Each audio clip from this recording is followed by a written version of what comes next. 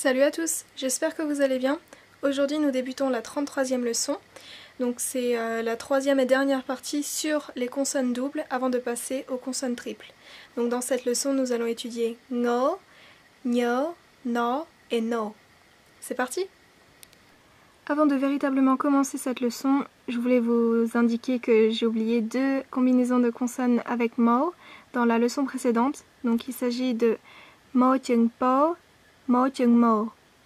Donc mo chung po, on le retrouve dans ce mot Cambodia, Cambodia, qui signifie Cambodge.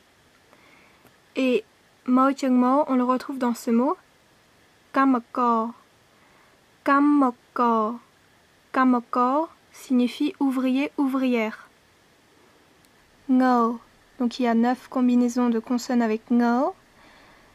Ngo chung ko, ngo chung ko, ngo chung ko, ngo chung ko, ngo chung ro, ngo chung vo, ngo chung so, ngo chung ho, ngo chung o. Donc ce premier mot, c'est kangkaip, kangkaip. Kangkaip, ça veut dire grenouille. Ensuite, changke. Changke signifie hanche. Le troisième mot, encore. Encore. Encore, ça veut dire c'est le grain de riz, le riz non cuit. Changka. Changka, c'est la mâchoire, le menton. Donc ces 4 mots, c'était avec ngo chung ko. Ensuite, on a ngo chung ko dans ce mot. Donc c'est bangkhom. Bangkhom. Bangkhom signifie contraindre, forcer. Ensuite, avec ngo chung ko, on a bangkiye. Bangkiye. Bangkiye, ça veut dire crevette. Avec ngo chung ko, nous avons le mot sangkham. Sangkham. Sangkham signifie espérer. Ensuite, avec la combinaison ngo chung ro, nous avons ce mot pongriei. Pongriei. Donc, on ne dit pas pongrai, on dit pongriei. Ce n'est pas pongrai, mais pongriei. Parce que ro est une consonne en O, et donc quand elle fait face à la voyelle 1, elle se dit I. Donc pongriei. Pongriei signifie mettre en désordre, mettre du désordre. Ensuite, avec ngo chung vo, nous avons bangvol. Bangvol. Bangvol, ça veut dire faire tourner, faire rouler, retourner, faire tournailler. Angsin. Donc angsin, c'est avec la combinaison ngo chung so. Angsin. Angsin a 2 sens. Le premier, c'est le mot degré, donc degré en termes de température et de mesure. Ou sinon, angsin, c'est aussi un mot du langage royal qui signifie épaule. Donc c'est le niveau de langue que la famille royale utilise. Angsin. Avec ngo chung ho, nous avons banghang. Banghang, qui signifie montrer. Et avec ngo chung o, nous avons banghaim. Banghaim. Banghaim, ça veut dire dessert. On poursuit avec nyo chung cho, nyo chung cho, nyo chung cho, nyo chung cho, nyo chung nyo. Donc cette fois, petit à petit, je ne vais pas vous montrer les mots. Comme ça, vous allez essayer par vous-même de suivre ce que je dis. Et en même temps de trouver le mot, de le lire sur l'écran. Si vous préférez comme ça, dites-le moi. Ou sinon, je peux faire comme avant, vous montrer, vous guider avec le doigt. Mais pour l'instant, je vais essayer sans vous guider. Et on verra si ça vous plaît ou pas. Kancha. Kancha. On peut voir qu'il y a une petite apostrophe sur la consonne finale ka. Et cette apostrophe permet d'abréger les mots, d'abréger les consonnes, pardon. Donc, au lieu de dire kancha, on dit kancha. còn chọ. Chênh chiên. Chênh chiên.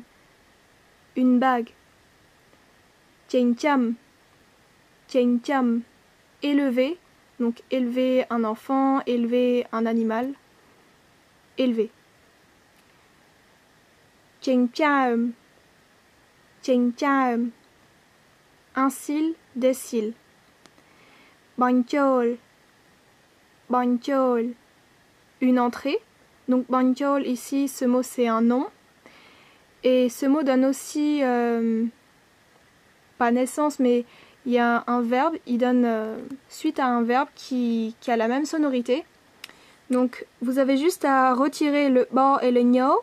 Donc vous gardez cha dans sa pleine forme. Donc cha sera o, lo, ça fait chol. Chol, c'est le verbe entrer. Et c'est le même système pour le mot qui suit, bancheng. Bancheng, donc c'est le nom qui signifie une sortie. Et quand vous enlevez ba et le premier nyo, donc vous gardez cha dans sa pleine forme. Ensuite sera e et nyo. Donc cheng. Cheng, c'est le verbe sortir.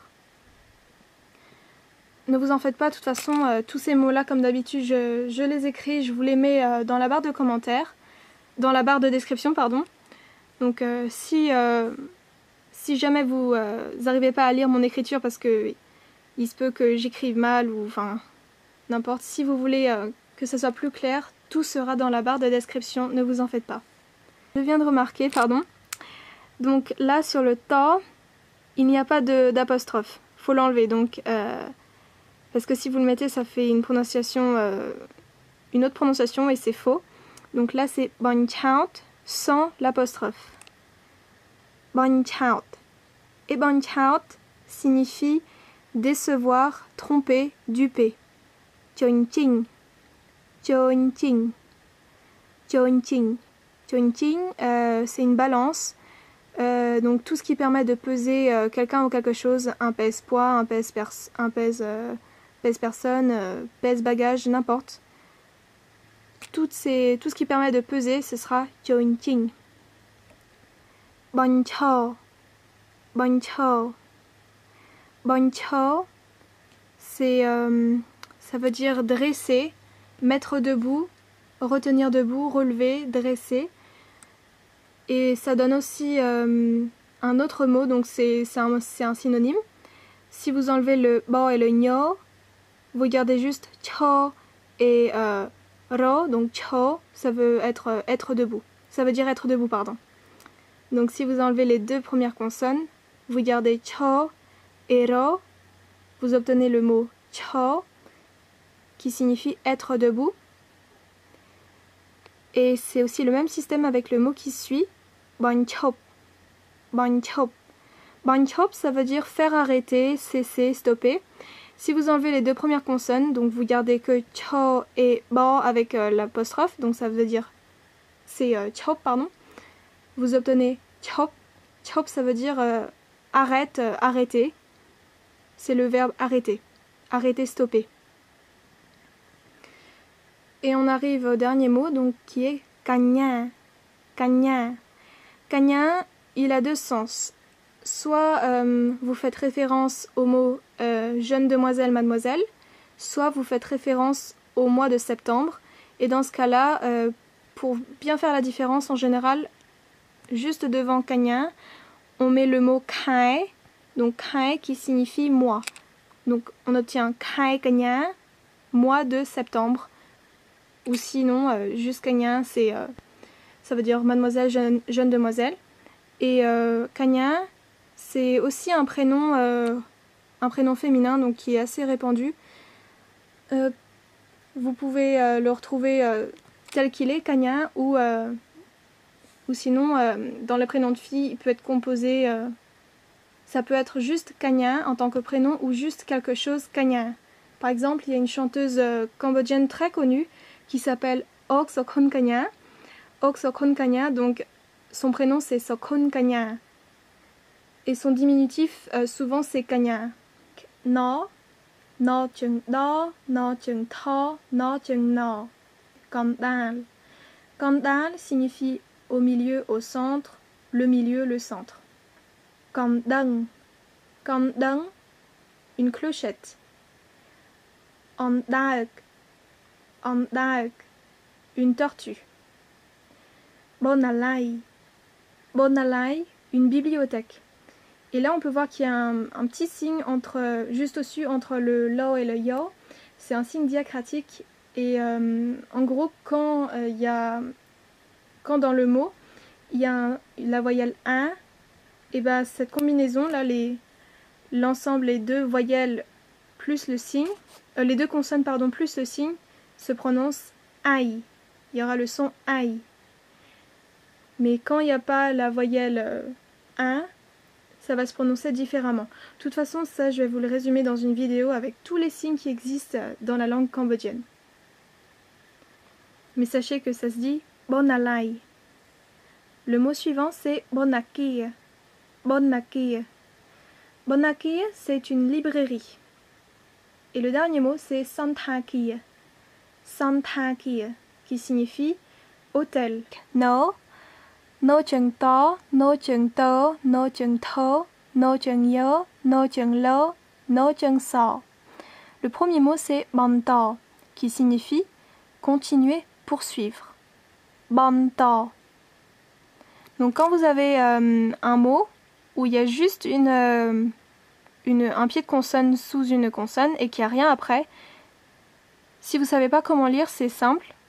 C'est toujours les deux premières consonnes plus le pied de consonne qui fait une syllabe à lui tout seul.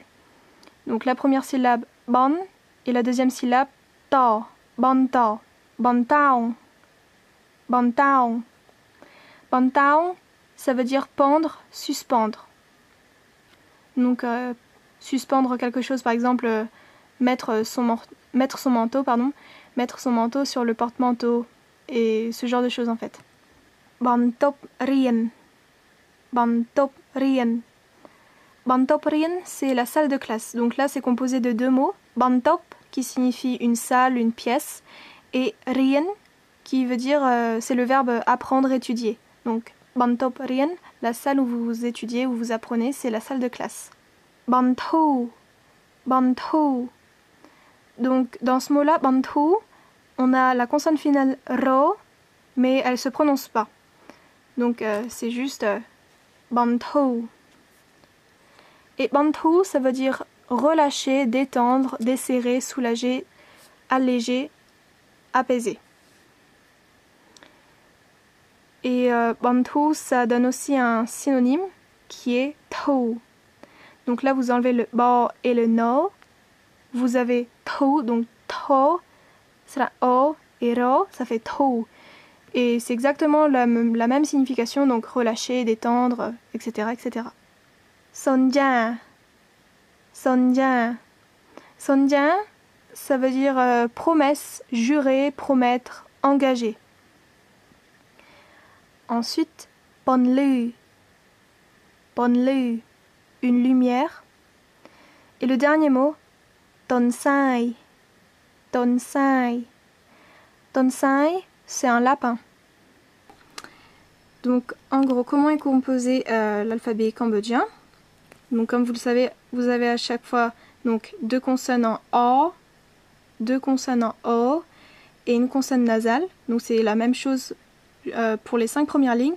Après, les 2 dernières lignes, vous avez juste 4 consonnes à chaque fois. Donc, une ligne avec des consonnes en O et une dernière ligne avec des consonnes en A. 4 consonnes, des consonnes aspirées et des consonnes qui ne sont pas aspirées, puis une consonne nasale. Donc les 4 consonnes qui précèdent la consonne nasale, elles peuvent se retrouver en pied de consonne de cette consonne nasale. Et c'est la même chose pour chaque ligne. Mais pour les 8 consonnes qui restent, elles peuvent être sous à peu près n'importe quelle consonne que ce soit, puisque justement elles n'ont pas de consonne nasale. Et une consonne, par exemple une consonne dans la première ligne, ne peut pas se retrouver en tant que pied de consonne d'une consonne nasale qui est dans une autre ligne. J'espère que vous avez aimé cette leçon, que vous avez compris. Si jamais ce n'est pas le cas, que vous n'avez pas compris, posez-moi vos questions dans les commentaires et j'y répondrai avec plaisir. Vous avez aussi mon mail si vous avez d'autres questions ou d'autres suggestions, d'autres requêtes. Sur ce, on se retrouve dans une prochaine leçon. A plus!